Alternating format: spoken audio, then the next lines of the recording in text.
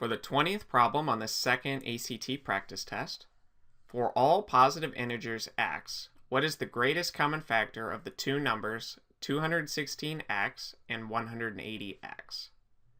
So to solve this, let's first look at a more formal way of solving the problem, and then once we've covered that, I'll go over a shortcut so that we can solve this very quickly. And for the formal way to solve this, or the formal way to find the greatest common factor, let's first use simpler numbers. So let's say we want to find the greatest common factor of the numbers 24 and 18. So what you want to do first is to write out all of the factors of each of these numbers.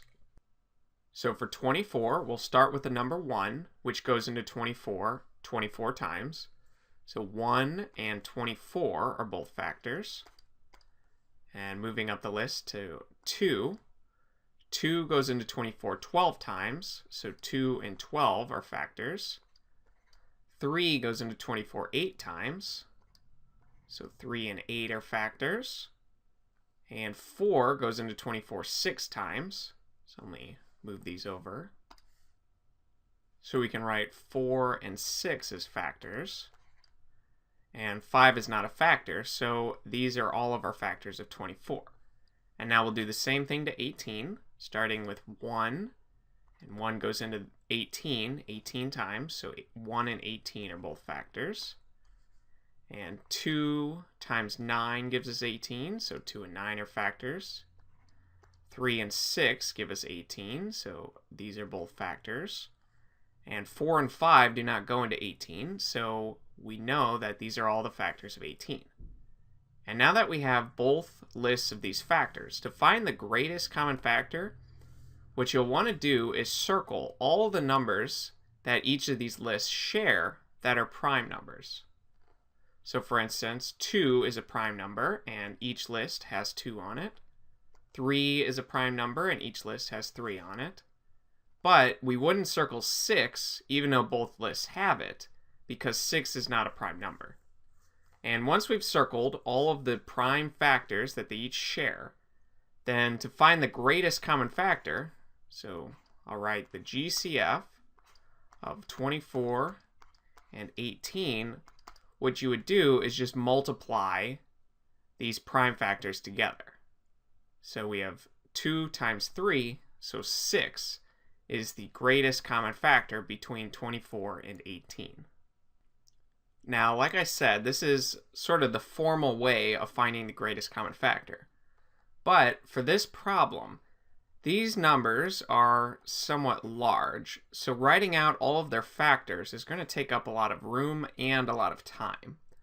So my recommendation is to use sort of a shortcut for this type of problem on the ACT just because you're dealing with time. So what you can do is recognize first that each of these numbers has x in it. Or in other words, this 216 and this 180 are multiplied by x.